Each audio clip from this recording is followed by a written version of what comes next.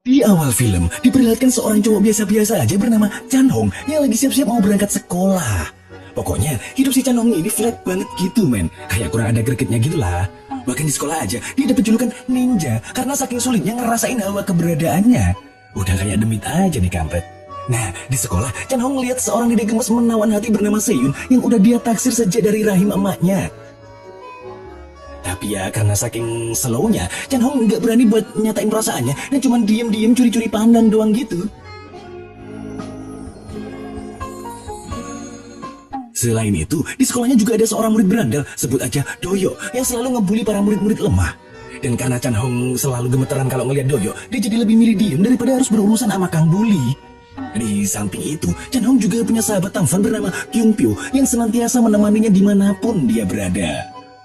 Singkat cerita, kelas pun dimulai. Kelas lagi dapat pelajaran sastra nih, men.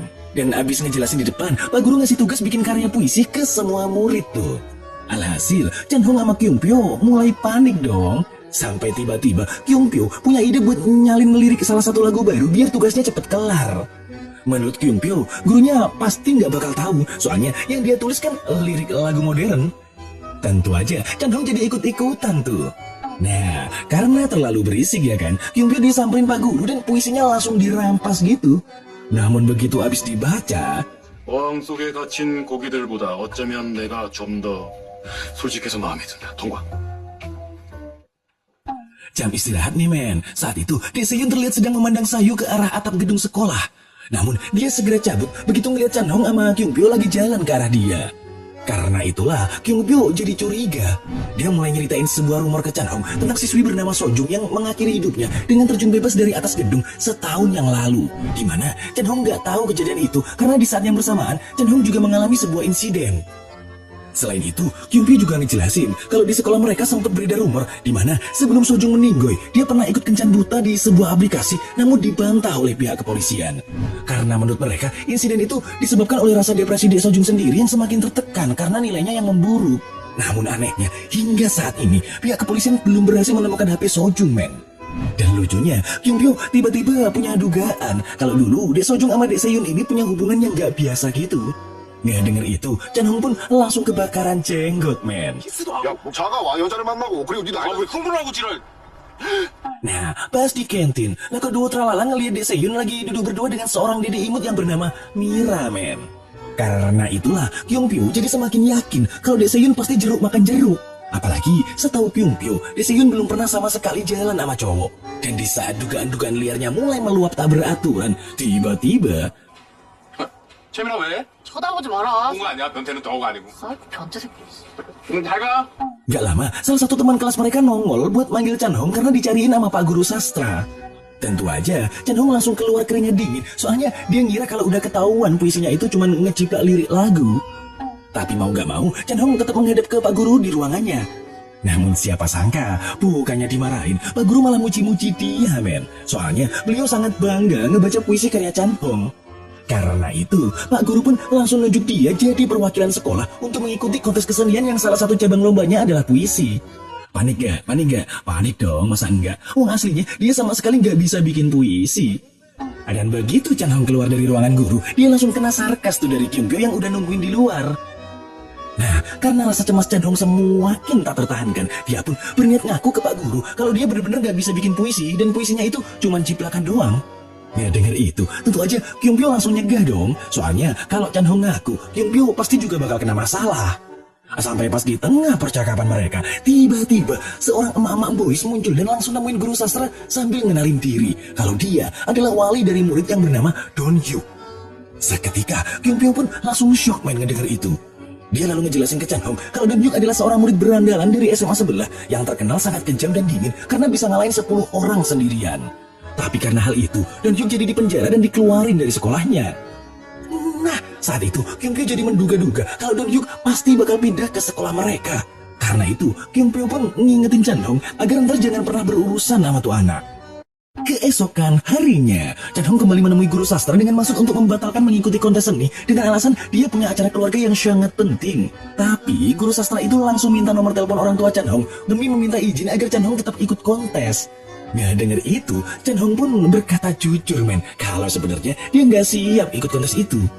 Sampai tiba-tiba guru sastra manggil Seyun yang kebetulan juga akan mengikuti kontes namun di bidang melukis. Karena itu Pak Guru minta Seyun sama Chan Hong untuk saling ngasih dokumen satu sama lain. Ya tentu aja Chan Hong pun jadi sangat malu karena Dek Seyun sang gadis pujaan hati berada di sampingnya. Sampai tiba-tiba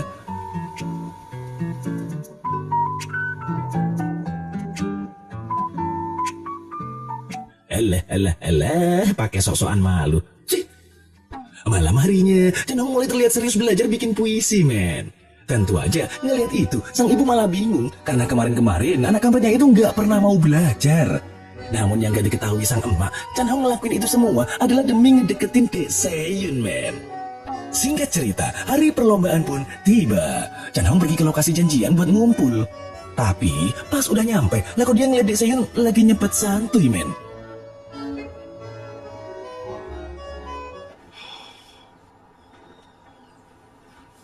Namun tiba-tiba, Dek Seyun bilang kalau dia nggak suka tuh sama Chan Hong. Karena menurutnya, Chan Hong rada-rada aneh gitu. Tapi, ngeliat Chan Hong yang cuma diem, Dek Seyun pun buru-buru minta maaf karena dia baru nyadar kalau omongannya tadi terlalu blak-blakan. Sampai nggak lama, sang guru tiba, lalu mereka pun menuju ke tempat kontes bersama-sama. Dan sesampainya di sana, semua peserta langsung diberi arahan agar menulis atau melukis di sekitar gedung kontes untuk membuat karya mereka masing-masing dalam batas waktu 3 jam saja. Begitu pengarahan kelar, Chan Hong mulai ngintil di belakang Dek Seyun kemanapun dia pergi, men.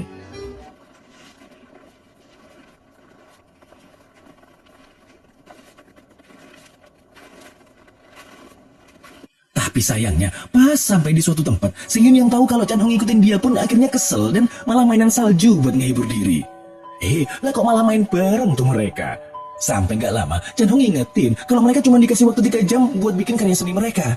Dari sinilah perbincangan agak dalam terjadi, men. Yang intinya, orang tua Dek Seyun ini gak setuju kalau dia masuk di dunia seni lukis. Dan karena pas Chan Hong nanya soal perasaan Seyun sendiri soal ngelukis, tapi dia nggak jawab, Chan Hong pun langsung ngerusak boneka salju buatan Dek Seyun, men. Ngamuk dong Dek Seyunnya. Namun dari situlah Chan Hong bisa nyimpulin kalau sebenarnya Seyun sangat menyukai dunia seni, walaupun Seyun sendiri nggak nyadar. Seketika, hati Dek Seyun pun langsung meleleh dan mulai termotivasi untuk membuat karya lukisnya, men. Begitu juga dengan Chan Hong yang udah mau nulis puisinya. Namun di saat dia mulai nulis, tiba-tiba dia kebayang sebuah kalimat yang berkaitan dengan kematian Sojung, men. 젖은 모래는 발자국을 기억한다. Singkat cerita, akhirnya mereka berdua pun berhasil memenangkan kontes seni. Karya seni mereka berdua juga langsung dipajang di sekolah. Tapi pas Seyun ngelihat karya puisi Chan Hong, dia terkejut bukan main, men. Soalnya di dalam puisi itu ada sebuah kalimat yang dulu pernah Sojung berikan buat Seyun. Karena itu, Seyun langsung bertanya tentang ide tulisan itu ke Chan Hong. Ya jelas Chan Hong ngejawab kalau kalimat itu emang idenya sendiri. Dia takut aja kalau dia jiplak dari punya orang lain. Dan ngedenger itu, Seyun jadi pengen lebih deket lagi sama Chan Hong. Chan Hong sendiri juga jadi sangat bahagia karena dia sama Seyun mulai jadi akrab. Tapi tanpa Chan Hong sadari kalau sebenarnya dia dalam masalah besar, men. Akhirnya Seyun pun sampai di rumahnya. Tapi kedua orang tuanya nggak ngasih respon apapun, padahal dia baru aja menang kontes seni. Walaupun harus menahan kesedihan, Dek Seyun masih mencoba untuk tetap tegar, men. Berbeda dengan Chan Hong, yang kedua orang tuanya sangat bahagia karena anak kampret mereka bisa dapat penghargaan. Bahkan Chan Hong sendiri juga masih nggak nyangka aja kalau dia benar-benar bisa menangin kontes puisi itu. Dan sebagai dampaknya, Chan Hong pun mulai bertekad untuk benar-benar serius dalam dunia seni, terutama dalam bidang sastra. Beberapa hari pun berlalu dengan kenceng. Seyun yang lagi di kamar mendadak pengen ngebuka sebuah box gitu. Dan siapa sangka isi box itu adalah HP milik mendiang Sojung, men. Walaupun selama ini dia hanya menyimpannya, kali ini Seyun bertekad buat nyalain tuh HP. Betapa terkejutnya dia tatkala melihat sebuah video di mana Sojung mengalami hal yang tidak sepantasnya. Ditambah lagi, dia melihat pesan ancaman yang ditujukan kepada Sojung agar segera mengirimkan sejumlah uang. Kalau enggak, video tadi bakal disebarin ke semua orang. Seketika, Dek Seyun pun menangis, men.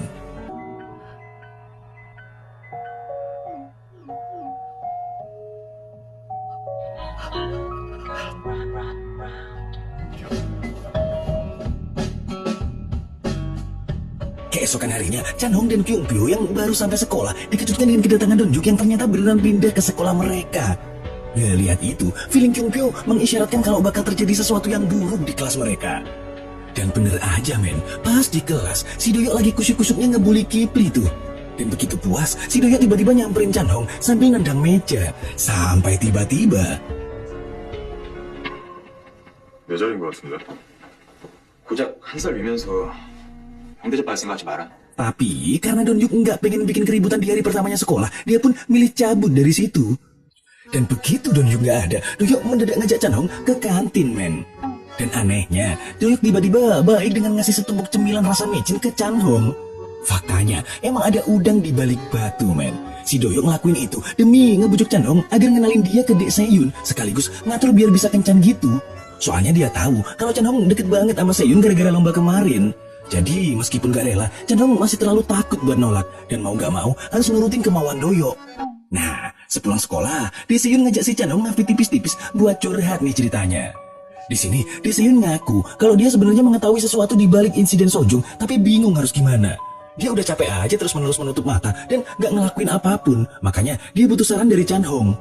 Dikasih saran di sama Chanhong. Pokoknya, apapun keputusannya nanti, Chanhong nyaranin agar Daeseyun milih pilihan yang bisa bikin dia lebih bahagia. Soalnya, Chanhong gak mau kalau ntar Daeseyun jadi terluka. Ngedengar gombalan kelas cupang dari Chanhong, lah kok Daeseyun kelepek-kelepek men. Lincah bener tuh Cingur kalau nyepik cewek.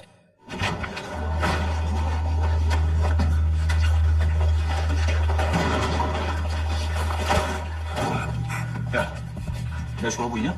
Namun di keesokan harinya, di kelas, Chanhong tiba-tiba langsung dapat surprise tuh dari Doyok. Faktanya, Doyok ternyata tahu kalau kemarin Chanhong habis ketemuan sama Seyun, tapi nggak ngasih tahu dia. Atas dasar itulah, Doyok maksa Chanhong, apapun caranya, dia harus bisa kencan sama Seyun. Dan anehnya, saat itu Donyuk ngeliat Chanhong yang lagi diajar, tapi cuma diem aja men. Nah, demi nyelamatin dirinya biar nggak dibully lagi sama Doyok, malamnya Chanhong ngajak Daeseyun ketemuan di sebuah kafe atas perintah Doyok. Tapi, Chanhong yang khawatir ntar Daeseyun kenapa-napa, berinisiatif nelpon ke Daeseyun agar nggak jadi datang ke kafe itu. Namun, semua itu terlambat, men. Karena Daeseyun tiba-tiba udah ada di depannya. Tanpa pikir panjang, Chanhong pun berniat ngajak Daeseyun kabur, tapi ternyata Doyok udah nongol duluan. Dan apesnya lagi, di saat yang krusial, Chanhong malah dapat telepon dari ibunya. Sehingga hal itu malah dijadiin senjata Doyok buat ngusir Chanhong biar dia bisa berduaan sama Daeseyun. Nah, abis ngangkat telepon, Chanhong ngerasa khawatir karena sebenarnya dia nggak rela kalau sang pujaan nanti kenalan sama Doyok. Tapi karena Chanhong sendiri nggak berani ngelawan, dia malah pamit pulang dan ninggalin Daeseyun berduaan tuh sama si kampret Doyok. Namun begitu nyampe rumah, Chanhong langsung masuk kamar untuk menyendiri dan seketika tangis Chanhong pun pecah men.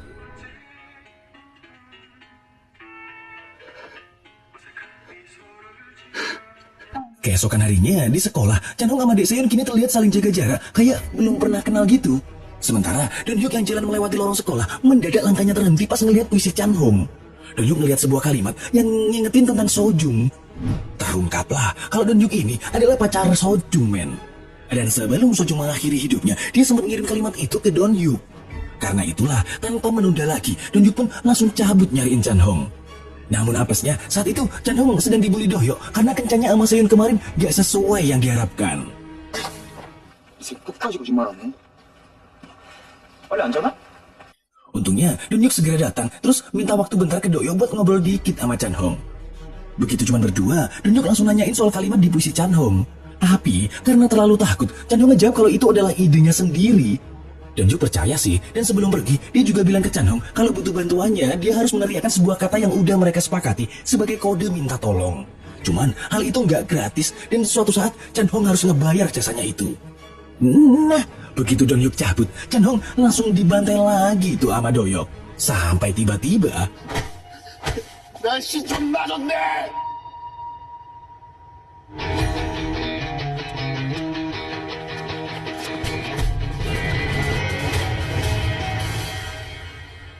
갚아야지 너도. 아까 동의했잖아. Begitu kelar nolong, Donyuk ngajak Chanhong ke sebuah tempat buat nagih bayaran karena Chanhong udah minta bantuannya. Tapi, belum sempat ngasih apa yang Donyuk mau. Tiba-tiba, Chanhong udah diserang dan berniat dihabisi tuh sama Donyuk. Karena kalimat di puisinya yang bersangkutan dengan insiden Sojung. Donyuk berpikir kalau Chanhong lah yang udah ngehabisin Dek Sojung. Hingga kemudian... 네가 신서정 죽였냐?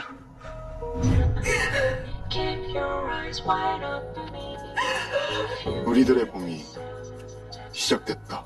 풀어가는 것을 용서하지 않는 모든 것들을 드러나게 하는 봄이, 등을 떠미는 봄이.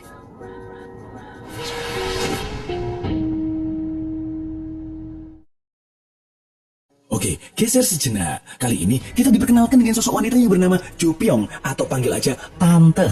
Jadi, si Tante ini punya banyak sekali bisnis ilegal dan salah satunya adalah jualan cewek, men.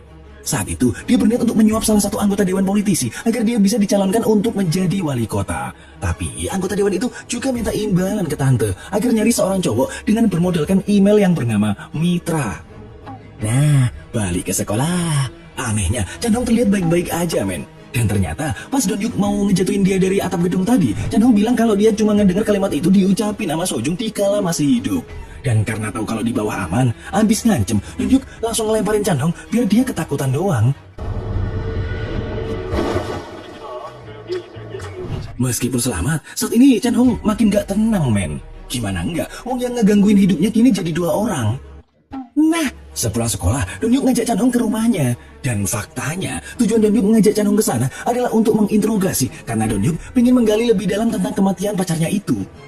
Dan begitu nyoba memutar memorinya lagi, Chan Hong akhirnya inget kalau sebelum meninggoy, dia sempat ketemu sama Dek Sojung di sebuah taman.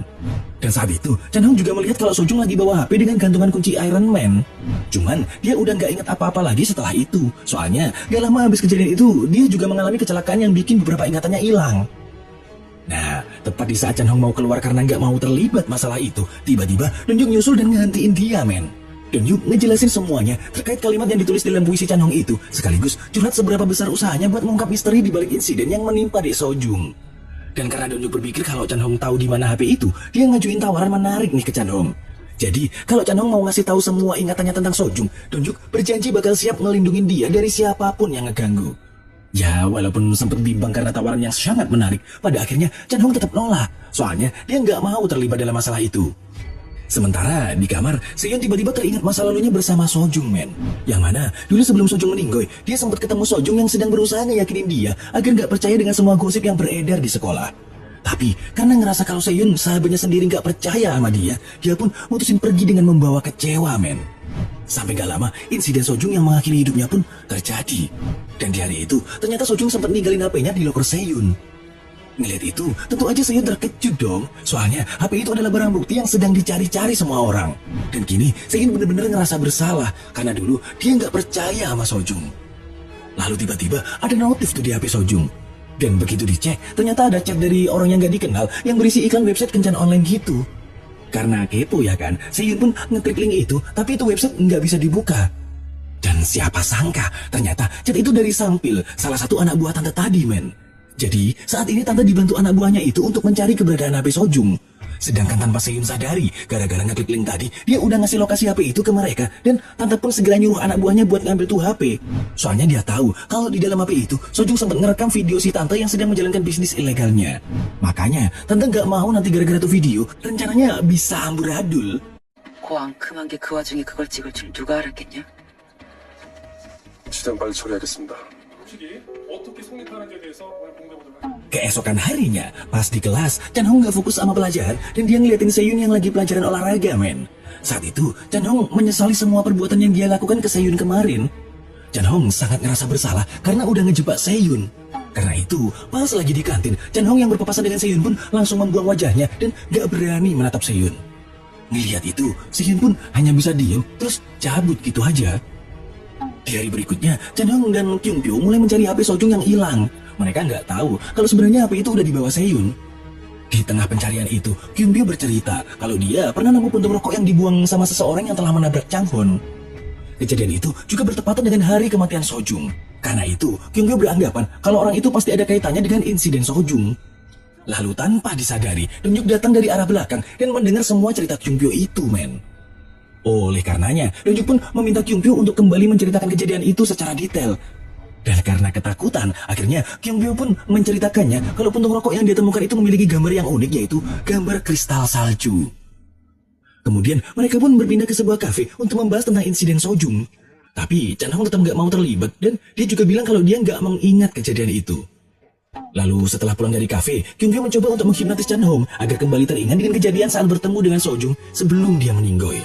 Tapi sayangnya, ingatan Chan Hong benar-benar gak bisa pulih sepenuhnya, men. 좋아해요. 뭐라고? 저 별들의 숫자만큼이요. 누가? 아니, 저 경찰입니다. 임마 이거 불을 한금 켜놓고 누구 지금 뭐 하는데? 좋아합니다. Di sisi lain, Sampel juga mulai mengambil tindakan dengan mengumpulkan beberapa murid berandal dari SMA, yang salah satunya juga ada Doyo. Sampel ngasih sebuah daftar nama dan menyuruh mereka untuk mencari dan melacak seseorang yang memiliki HP berwarna pink di sekolah. Dan ternyata di daftar itu juga ada nama Seyun, men. 걔들 중에 핑크색 휴대폰 들고 있는 애 보면 나한테 바로 좀. 어서 오십시오. 들어가시죠. Keesokan harinya, Tante terlihat sedang berkunjung ke sekolah Chan Hong dengan tujuan memberikan donasi dan berinvestasi untuk kelas seni. Tapi tujuan sebenarnya dia ke sana adalah untuk mencari informasi tentang HP Sojung. Si Tante juga berusaha untuk mengintimidasi Seyun agar dia mau memberitahu keberadaan HP itu karena Tante tahu kalau Seyun adalah sahabat Sojung. Sementara Seyun yang merasa terintimidasi itu pun cuma bisa diem, men. Lalu setelah pertemuan itu, Seyun ngajak Dek Mira berbicara empat mata ngebahas soal insiden Sojung. Saat itu, Seyun penasaran dengan sebuah postingan yang dulu pernah diunggah Sojung di sebuah website kencan online. Dia ngerasa kalau akun yang mengunggah postingan itu bukan benar-benar akun Sojung pribadi. Ngedenger itu, anehnya Mira pun tiba-tiba jadi gugup dan dia juga langsung bilang kalau akun itu memang benar-benar punya Sojung karena nama dan foto yang berada di akun itu sama seperti Sojung. Ngedenger itu, Seyun jadi mulai curiga tuh ke Mira. Sampai tiba-tiba Mira berusaha untuk menutupi kecurigaan Seyun dengan mengalihkan pembicaraannya. Karena itu, Seyun pun mulai mempercayainya lagi dan dia juga berniat untuk memberitahu kalau dia yang ngebawa HP Sojung. Sampai tiba-tiba HP Mira berbunyi dan akhirnya Mira punya alasan buat cabut, men. Dan ketika Seyun berniat balik ke kelas, tiba-tiba dia dihadang tuh sama Doyo yang berusaha nyari HP berwarna pink itu. Bahkan dia juga maksa dan mulai bertindak kasar ke Dek Seyun agar Dek Seyun ngasih HP itu ke dia. Soalnya dia tahu kalau Seyun memiliki HP berwarna pink. Gak lama berselang, Chan Hong pun datang dan ngelihat Seyun yang sedang dalam kesulitan. Sebenarnya Chan Hong berniat nolong, tapi dia nggak berani ngelawan Doyo. Hingga terlintaslah dalam pikiran Chan Hong, dia teringat dengan kesepakatan yang ditawarkan Donyu kemarin, dan dia pun langsung menghubungi Donyu untuk menemuinya. Lalu dengan gagah berani, dia pun langsung nolong Dek Seyun, men.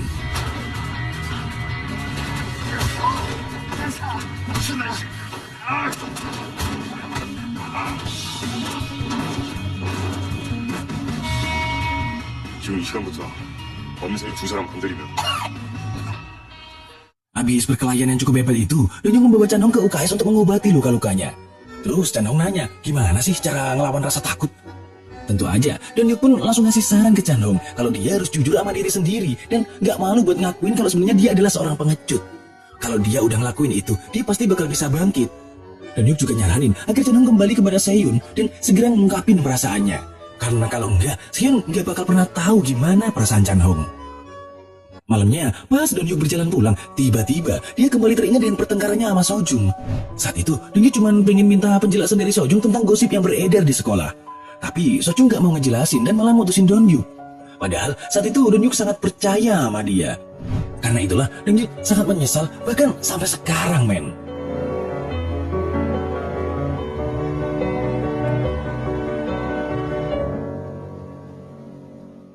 Keesokan harinya, Chan Hong terlihat sedang menunggu Dek Seyun berangkat sekolah dengan penuh semangat. Dan bener aja, gak lama Seyun datang dan lewat jalan itu, men. Dan tuh aja, Chan Hong pun langsung menyusulnya dan mulai ngikutin tuh dari belakang. Otomatis, Dek Seyun pun sedikit kesel dan negur Chan Hong. Walau sebenarnya dalam hatinya dia ngerasa seneng. Sampai kemudian, 니 좋아한다. 엄청 좋아한다. 알아. 너 나 좋아하는 거. Cie, jadian cie. Beberapa hari kemudian, mereka kencan nih, men. Tapi tiba-tiba, Seyun keinget kalimat yang ada di puisi Chan Hong dan menjelaskan tentang kalimat itu. Seyun bilang kalau kalimat itu adalah kalimat terakhir yang dikirim Sojung ke dia sebelum Sojung meninggoy. Selain itu, Seyun juga ngasih tahu kalau Sojung sempat ninggalin HP-nya di loker Seyun sebelum dia meninggoy. Sebenarnya dia nggak berani mengungkapin rahasianya itu, tapi karena Seyun mulai percaya sama Chan Hong, akhirnya dia pun mau mengatakan semuanya. Dan saat itu dia juga ngasihin HP itu ke Chan Hong.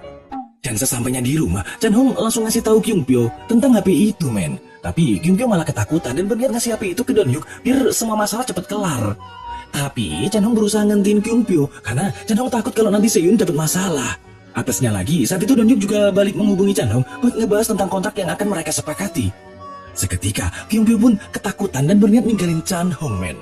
Sampai tiba-tiba, Kyung Pyo dapet ide dan mereka pun mulai berencana buat ngebongkar kasus insiden Sojung itu. Mereka memulai dengan nge-hack akun media sosial Sojung dan mencari seseorang yang terakhir kali bersama Sojung. Dan gak perlu waktu lama, Kyung Pyo berhasil menemukan orang itu beserta informasinya, men. Dan mereka juga berniat untuk pergi menemuinya. Di keesokan hari, Chan Hong sama Kyung Pyo terlihat sedang berada di UKS dan berpura-pura sakit agar dapat izin pulang. Lah kok tiba-tiba Don Hyuk nongol. Seketika, Chan Hong shock tuh, soalnya dia ngerasa gak ngajak Don Hyuk. Ternyata, Kyung Pyo lah yang ngajak Don Hyuk buat ngebantu nyariin pria itu. Lalu, setelah mereka berhasil mendapatkan izin pulang, mereka langsung berangkat mencari keberadaan orang itu di sebuah universitas kelas seni. Sampai gak lama, setelah mereka menunggu di dalam kelas, akhirnya Chan Hong melihat pria itu, men. Seketika, Don Hyuk pun jadi keinget sama perkataan seseorang yang pernah dia hajar kalau orang yang terakhir kali sama Dek Sojung punya tato di kakinya. Tapi, saat itu mereka belum bisa mastiin, soalnya tiba-tiba aja dosen seni di kelas itu masuk. Baru deh, pas kelas seni kelar, Chan Hong pun nyoba nyamperin tuh cowok buat nanyain tentang Dek Sojung. Namun begitu dengar nama Sojung, tuh cowok kaget, men. Alhasil, Chan Hong pun beranggapan kalau tuh cowok kenal sama Sojung. Tanpa pikir panjang, Chan Hong langsung ngasih kode ke Don Hyuk, sehingga Don Hyuk pun langsung berlari dan ngajar tuh cowok, men. Tapi pas mereka ngelihat kaki tuh cowok, lah kok nggak ada tatonya. Sedangkan tanpa disadari, ternyata mereka berada di tengah-tengah lapangan yang saat itu lagi ada pertandingan American football. Dikebukin berjamaah deh tuh mereka. Sampai pas Chan Hong jatuh, tanpa sengaja, HP Sojung juga ikutan jatuh, men. Dan begitu Don Hyuk ngeliat kejadian itu, dia ngerasa kesel aja karena ngerasa dibohongin sama Chan Hong.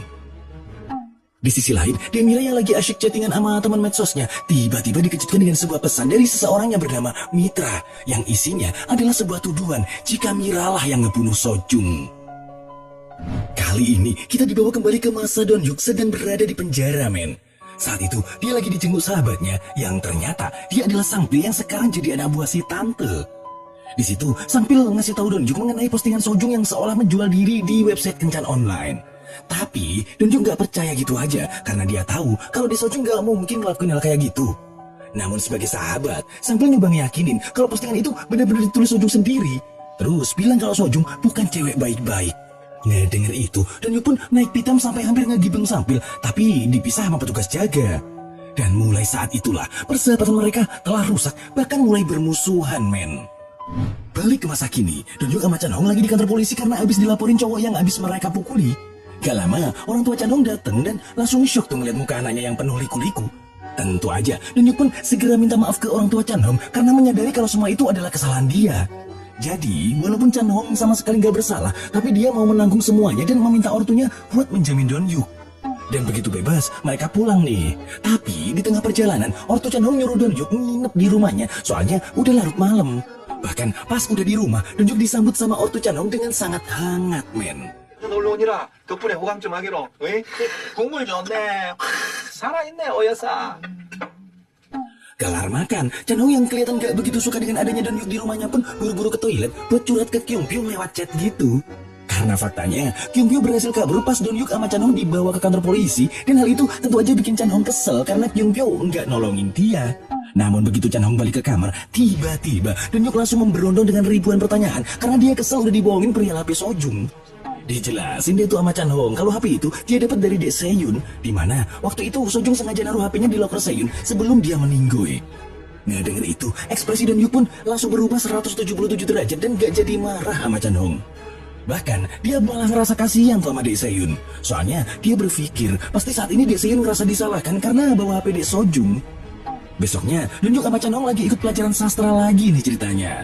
Sampai nggak lama, Kyung Pyo memanggil Chan Hong sama Don Hyuk untuk menjalani hukuman ngebersihin ruangan kotor di sekolah gara-gara mereka kemarin ketahuan bolos dan pura-pura sakit. Nah, pas mereka bertiga di sebuah ruangan, mereka ngebahas lagi tuh soal kencan online Sojung. Kyung Pyo beranggapan kalau Sojung udah dijebak seseorang. Don Hyuk akhirnya nimpalin, apa mungkin di Sojung dibius seseorang biar nggak sadar. Jadi tuh orang bisa bebas ngefoto dan mengeksploitasi body Dek Sojung. Atas dasar asumsi itulah, Don Hyuk pun ngomandoin yang lain untuk segera ngebersihin ruangan kotor itu biar hukumannya cepat selesai dan bisa nerusin ngungkap masalah Sojung. Dan begitu kelar, Donhyuk nyamperin Chan Hong buat nunjukin selembar kertas yang berisi tentang postingan yang pernah diupload Sojung di website Kencan Online dulu. Soalnya Donhyuk masih belum bisa percaya kalau itu adalah tulisan Sojung, meskipun foto dan IP address-nya sama. Dan abis ngebaca tulisan itu, Chan Hong jadi punya pemikiran yang sama kayak Donhyuk. Nah, pas Chan Hong balik ke kelas, lah kok langsung disambut tuh sama Dae Se-yoon. Yang jelas, Dae Se-yoon khawatir karena pacar kampretnya itu nggak pernah masuk kelas seni semenjak Dae Se-yoon ngasih HP Sojung ke dia. Tapi abis kena speak kelas kadal dari Chan Hong, Dae Se-yoon jadi kelepek-kelepek lagi tuh men. Apalagi karena dia salah ngira kalau Chan Hong gak bisa ikut kelas seni itu gara-gara jadi penulis paruh waktu. Dia malah bangga-bangga sendiri tuh sama Chan Hong. Padahal Chan Hong gak bisa datang ke kelas seni ya karena gak punya duit. Nah, pas Chan Hong lagi ngumpulin tugas puisinya ke Pak Guru Sastra, beliau bangga banget tuh. Soalnya puisi yang dia tulis makin hari makin bagus. Karena itu, Pak Guru cerita kalau dulu Sojung juga seorang penulis yang hebat dan semua karya puisinya bagus-bagus. Beliau juga nunjukin puisi-puisi yang pernah dibuat Sojung biar bisa dipelajari Chan Hong.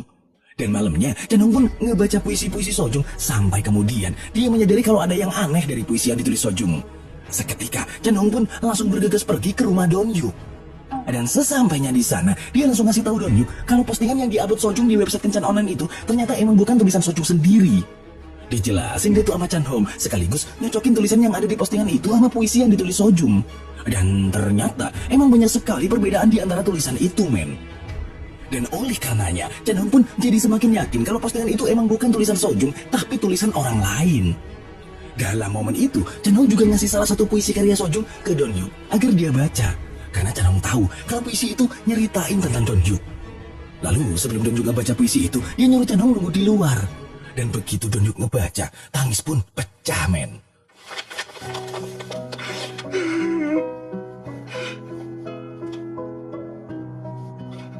Oke, kelar baca puisi Sojung, Donhyuk pun bersiap ngantar Chan Hong pulang. Tapi Chan Hong minta diantar ketemuan sama Dae Se-yoon karena mereka udah janjian. Dan semenjak itulah mereka berdua mulai semakin akrab, men.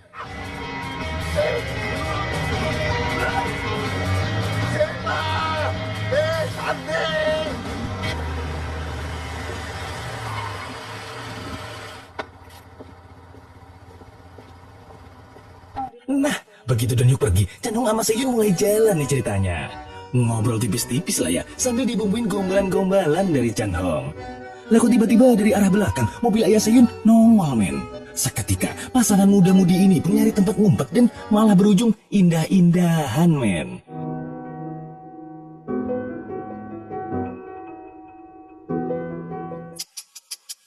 Menggunting dalam lipatan.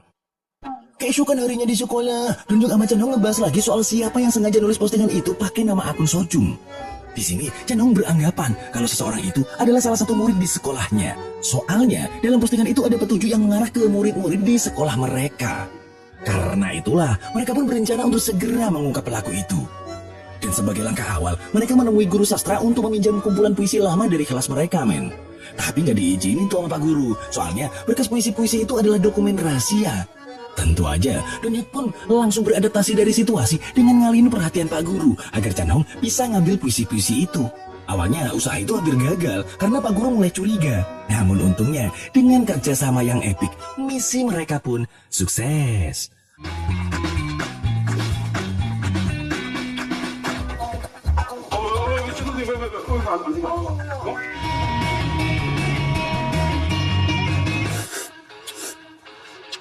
Sampai pas di malam hari, dengan keahliannya, Chan Hong mulai menganalisis setiap tulisan-tulisan puisi dari semua murid yang ada di sekolah itu dengan dibantu Donhyuk sama Kyung Pyo, men.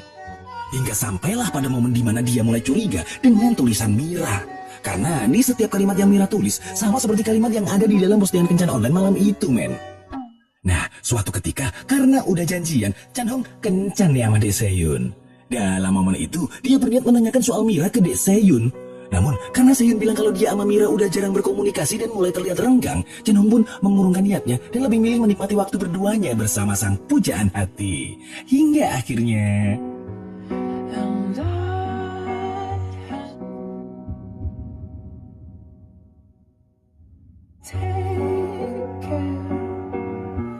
죽을 때까지 잊지 못할 것이다. 모든 감각이 nyeruput terus. Yang edit ngiler nih, bos. Keesokan harinya, Chan Hong yang jalan di lorong kelas ngeliat Doyok lagi ngebully murid lemah tuh men. Bahkan dia juga ngeliat Kipli yang saat itu berniat mau ngabisin Doyok. Seketika, Chan Hong pun langsung berlari dan ngantiin aksi Kipli. Namun begitu berhasil nyegat, Doyok malah berniat mau ngajar Kipli men. Untung aja, Doyok segera muncul dan langsung nendang Doyok. Dia juga nyuruh Doyok untuk berterima kasih ke Chan Hong karena udah nolongin. Bahkan saat itu Doyok benar-benar dipermalukan di depan umum sama Doyok men. Dan akibat dari kejadian itu, tangan Chan Hong pun terluka dan dia harus segera dibawa ke UKS. Namun pas ada di UKS, Kipli tiba-tiba nyamperin dengan maksud untuk berterima kasih karena udah nyelamatin dia. Lalu sebelum pergi, Kipli ngasih tahu kalau sebenarnya Doyok lagi nyariin HP-nya Sojung. Nggak dengar itu, Chan Hong pun langsung menemui timnya buat ngecek isi HP itu. Sekilas sih isi tuh HP emang gak ada yang mencurigakan. Tapi begitu dicek lagi sama Kyungpyo, ternyata ada 2 aplikasi kalkulator di dalam HP itu men. Dan anehnya, salah satu kalkulator itu ada passwordnya. Hingga begitu mereka berhasil ngebuka, ditemukanlah sebuah video yang dulu pernah direkam sama Sojung. Ternyata video itu adalah video tentang perdagangan cewek yang dilakukan oleh si tante men. Dan karena video itu pula, HP Sojung sangat dicari-cari sama geng tante. Setelah mengetahui semua itu, Doyok menarik kesimpulan bahwa penyebab gak langsung dari insiden Sojung adalah si tante itu men. Karenanya, Doyok pun berniat untuk balas dendam, tapi niat itu ditolak sama Chan Hong. Karena menurutnya itu terlalu berbahaya dan dia nggak mau kalau Seyun ntar jadi terlibat. Hingga sedikit perdebatan pun terjadi di antara mereka. Di sisi lain, si tante lagi kesel sama Sang Pil karena sampai saat ini dia masih belum bisa nemuin tuh HP. Ditambah lagi, hari pemilihan wali kota udah makin deket. Karena nggak pingin kalau video di HP Sojung bisa bikin namanya rusak saat dia menjabat sebagai wali kota, si tante pun ngewanti-wanti Sang Pil agar segera nemuin tuh HP. Oke, balik ke sekolah. Kali ini, Mira tiba-tiba nyamperin Seyun, lalu minta foto bareng gitu, men. Tentu aja, Chan Hong jadi makin curiga dong. Ada anak usut punya usut. Ternyata, semua itu Mira lakukan karena dia disuruh seseorang melalui akun yang bernama Mitra. Diketahui kalau si akun Mitra itu ngancem, jika Mira nggak mau ngirimin foto-foto Seyun, maka dia bakal ngebongkar semua yang udah Mira lakukan ke Sojung. Dan karena ancaman itulah, Mira jadi ketakutan, men. Dia terpaksa menuruti semua permintaannya, namun tanpa Mira sadari, ternyata Chan Hong udah mergokin di belakangnya. Nah, karena Mira nggak mau nyerahin HP-nya, Chan Hong pun langsung mengungkapin sebuah fakta kalau postingan dari akun Sojung yang ada di website kencan online itu adalah tulisan Mira. Dengan gestur yang menunjukkan salah tingkah, Mira berusaha menepis fakta itu dan mutusin buat cabut. Namun siapa sangka, pas dia mau keluar,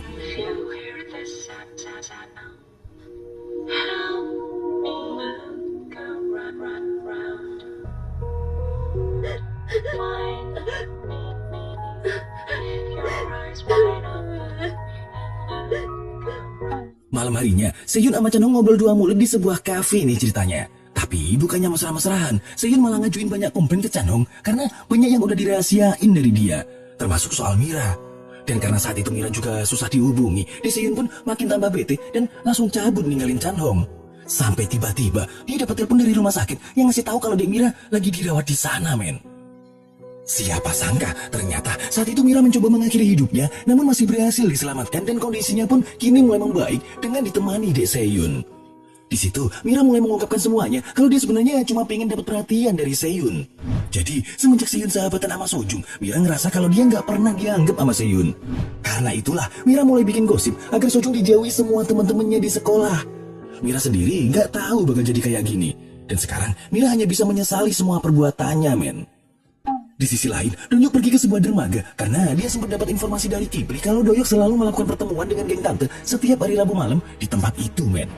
Dan bener aja, saat itu Doyok melihat Doyok dan siswa beranda lainnya lagi dihukum anak buah si tante karena mereka gagal ngedapetin HP Sojung. Sampai kemudian, Doyok mendadak syok karena ngelihat Sang Pil, sahabat lamanya, ternyata kini malah berbalik jadi musuhnya. Tanpa banyak mikir, Doyok pun ngajak Chan Hong ketemuan buat ngasih tahu tentang masalah itu. Seketika, Chan Hong makin tambah bingung dan berniat ngelaporin masalah itu ke polisi aja, tapi dicegah tuh sama Doyok. Di sini, Doyok ngebujuk Chan Hong agar mau ngebantu dia lagi dan nganggep Doyok sebagai temannya. Lah kok Chan Hong malah ketawa, terus bilang kalau sebenarnya dia nggak pernah benar-benar nganggep Doyok sebagai teman. Wong selama ini dia ngelakuin semua itu cuman karena terikat kontrak sama Doyok. Ya dengar itu, refleks Doyok pun beraksi, men. Lalu, begitu suasana udah tenang, Chan Hong pun menghibur diri dengan sebuah permainan papan nama yang dirangkai menjadi sebuah kalimat puisi. Chan Hong juga ngasih tahu kalau dulu Sojung sama Seyun sering memainkan permainan itu. Namun menariknya, pas mereka ngelihat beberapa papan nama di sekitar tempat itu, ternyata papan nama yang mereka lihat mempunyai sebuah kata yang berhubungan dengan kalimat yang ditulis Dek Sojung sebelum dia meninggoy, men. Menyadari hal tersebut, mereka pun jadi tahu kalau kalimat itu adalah sebuah kode yang menunjukkan sebuah lokasi di mana dulu pernah dijadikan tempat untuk ngelecehin Sojung. Tanpa pikir panjang, mereka berdua pun langsung bergegas menyusuri tempat itu. Dan ternyata tempat itu adalah markas besar si tante dan para anggota gengnya, men. Karena itulah mereka berdua pun langsung diajar habis-habisan tuh sama mereka.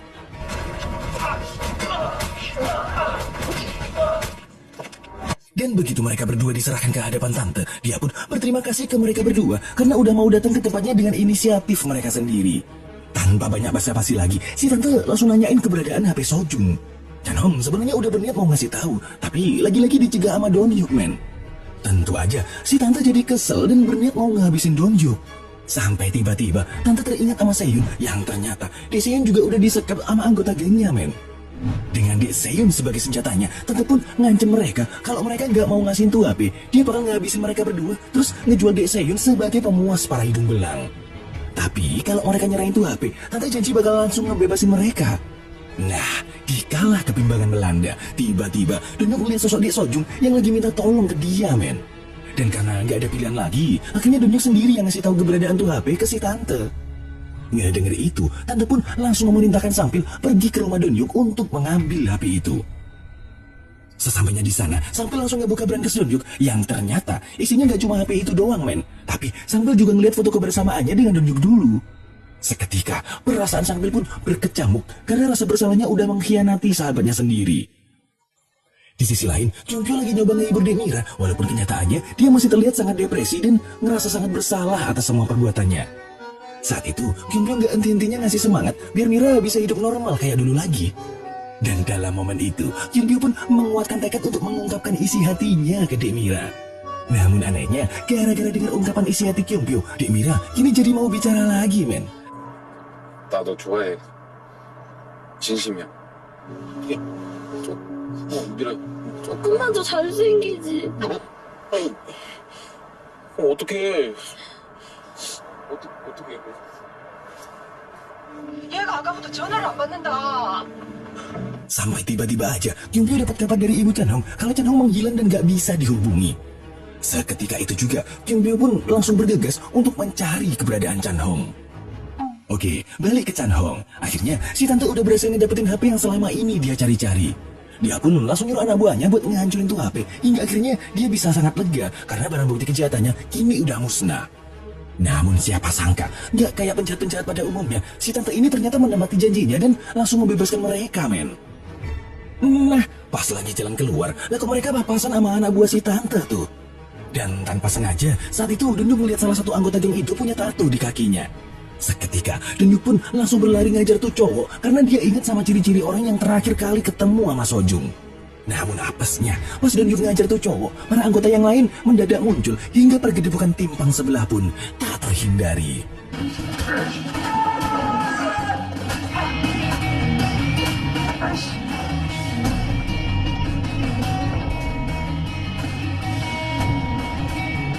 Tapi siapa sangka sambil tiba-tiba nongol dan langsung ngajar semua anggota geng itu, men. Dia juga nyuruh Donhyuk dan yang lain untuk segera kabur. Lah kok Donhyuk malah kesel karena seolah-olah Sampil bertindak layaknya masih sahabatan kayak dulu. Walau begitu, Sampil masih kekeh nyuruh mereka pergi hingga dia pun harus merasakan bau geman berjamaah dari para geng itu karena udah ngehianatin mereka semua. Singkat cerita, Chanhong CS pun berhasil keluar dari tempat itu. Lalu, karena gak tega ngebiarin Dek Seyun pulang sendirian, dianterin deh tuh sama Chanhong. Tapi pas di tengah jalan, Dek Seyun malah pengen pulang sendiri karena dia nggak mau ntar orang tuanya tahu permasalahan yang dia alami hari ini. Dan abis saling ngasih pengertian, pasangan muda-mudi yang lagi dilanda badai asmara ini pun jadi semakin tambah sayang. Masih pacaran sih, belum mikirin belanja bulanan. Oke lanjut, sesamanya di rumah, orang tua Chanhong yang sangat khawatir itu pun terkejut karena ngeliat keadaan Chanhong yang babak belur.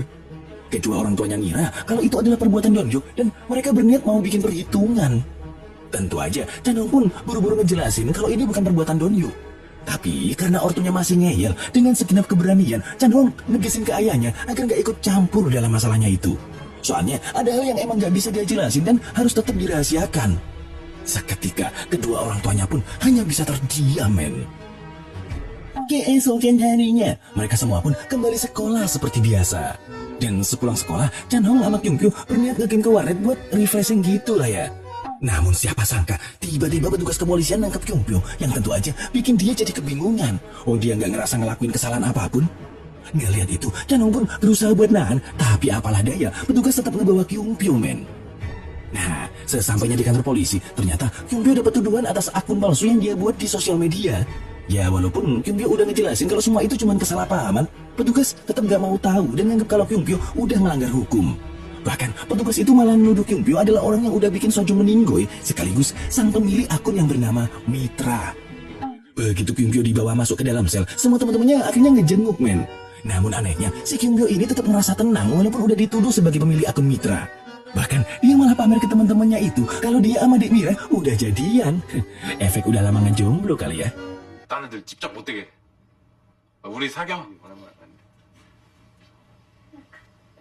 Gak lama, Donhyuk sama Chan Hong pun langsung berbicara empat telinga. Di sini mereka ngebahas tentang keganjilan yang mereka rasakan atas kasus penangkapan Kyung Pyo ini. Soalnya saat itu Kyung Pyo ditangkap bahkan tanpa adanya surat perintah.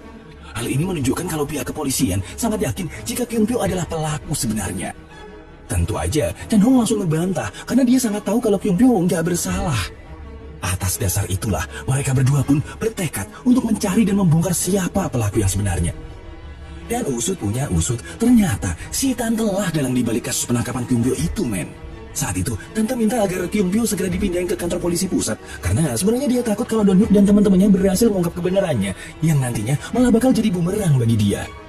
Besoknya, karena kabar tertangkapnya Kyung Pyo udah nyebar, semua teman-teman sekolahnya pun mulai ngegosipin dia, men. Di saat itulah, Chan Hong tiba-tiba ngelihat sosok Dek Sojung di hadapannya, dan dia pun jadi ngerti gimana perasaan yang dulu pernah dialami Sojung saat dia digosipin banyak orang. Seketika, jiwa kebenaran Chan Hong pun meronta-ronta, men. 니들이 맞냐고! 경부에 대해서 뭘 한다고 떠드는데? Gak lama, Mira sama Seyun rapat bareng tuh sama Chan Hong dan Donhyuk. Di sini, Mira ngejelasin kalau dulu dia pernah melakukan sebuah obrolan di forum online sama akun yang bernama Mitra. Mira juga bilang kalau saat ini akun yang bernama Mitra itu ternyata udah tahu profilnya, padahal sebelumnya Mira gak pernah ngasih tahu. Ngedenger itu, Donhyuk dan Chan Hong pun beranggapan kalau pemilik akun Mitra itu pasti salah satu teman yang sekelas dengan mereka. Karena itu, malam harinya Chan Hong pun mulai menganalisis untuk mencari tahu pemilik akun Mitra yang sebenarnya, mulai dari bahasa hingga kebiasaannya, men.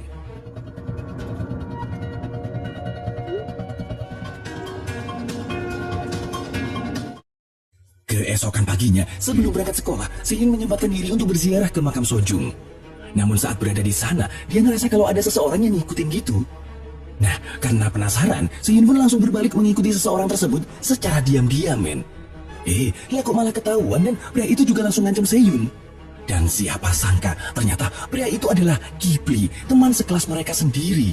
Karena udah ketahuan dan gak bisa kabur, Kipli pun akhirnya ngaku kalau emang dia si pemilik akun Mitra itu. Dia juga ngaku kalau dialah yang dulu udah nyerahin Dek Sojung ke cengkraman Tante. Ngedenger itu, Seyun pun kaget seolah tak percaya, men, kalau si Kipli ini tega ngelakuin hal itu ke temannya sendiri. Dan abis ngasih tahu semuanya, Kipli ngancam Dek Seyun lagi agar nggak ngikutin dia, terus langsung cabut dari situ. Seketika, tangis Dek Seyun pun pecah, men. Dan faktanya, tujuan Kipli berada di tempat itu adalah untuk melakukan pertemuan dengan anggota geng Tante, yang mana anggota geng itu meminta semua data murid-murid cewek yang pernah dijual sama Tante. Sementara, Seyun yang masih penasaran dengan apa yang dilakukan Kipli, akhirnya mutusin masuk ke tempat itu, men. Dan pas Dek Seyun memasuki tempat itu, tiba-tiba Chan Hong sama Donhyuk datang. Mereka pun menyusuri tempat itu bersama-sama untuk mencari keberadaan Kipli. Namun secara mengejutkan, mereka malah menemukan tubuh Kipli yang dalam keadaan berkelantungan, men. Seketika, Chan Hong dan Donhyuk pun langsung bergegas nolongin dia. Bukannya berterima kasih udah ditolongin, lah kok Kipli malah kesel tuh, men. Karena faktanya, saat itu dia emang berniat untuk mengakhiri hidupnya. Ngedenger itu, Donhyuk pun jadi geram, men. Dia nggak bakal ngebiarin Kipli mokat gitu aja, karena dia masih pengen tahu alasan Kipli yang tega ngelakuin hal itu ke Dek Sojung. Tapi Kipli tetap bersikeras akan mengakhiri hidupnya. Namun sebelum itu, dia mulai nyeritain semua masalahnya, dimana selama ini dia ngerasa iri dengan semua teman-teman sekolahnya yang punya sahabat deket, sedangkan dia sendiri nggak punya satupun teman. Ditambah lagi, dia juga sering jadi bahan bulian Doyo, tapi murid-murid lain sama sekali nggak ada yang peduli sama dia. Karena itulah, Kipli pun jadi gelap mata, sampai-sampai dia tega ngerusak hubungan semua teman-teman sekolahnya. Seketika, kali ini Chan Hong langsung turun tangan nih men. Dia ngasih petua-petua bijak ala Mario Teduh, tapi malah bikin Kipli makin ngerasa bersalah dan bersikeras untuk mengakhiri hidupnya. Sampai tiba-tiba Dongyuk ngehentiin dia, hingga akhirnya mereka semua pun berhasil ngebuat Kipli tersadar dan menyesali semua perbuatan yang udah dia lakukan. 결국 상처만 남고 끝이 나버리기도 한다. 완전해지는 걸까? 어른이 되면 Waktu pun berlalu dengan kunceng. Setelah semua peristiwa yang dialami, Chan Hong pun mulai kembali ke kehidupan normalnya bersama kedua orang tua yang sangat menyayanginya. Di saat yang sama, ternyata juga disiarkan sebuah berita tentang penangkapan si tante, di mana semua kasus perdagangan wanita yang dia lakukan ternyata udah kebongkar, men. Singkat cerita, kini Dongyuk juga berniat untuk pulang ke rumah orang tuanya. Saat itu, Chan Hong ngebantu Dongyuk ngemasi semua barang-barang yang ada di kontrakannya. Dan sebelum mereka berpisah, Chan Hong minta Dongyuk untuk memeluknya, seraya berpesan agar Dongyuk mau memaafkan semua kesalahannya sendiri, agar Sung Jung bisa pergi dengan tenang. Ngedengar itu, seketika tangis Dongyuk pun tak terbendung lagi, men.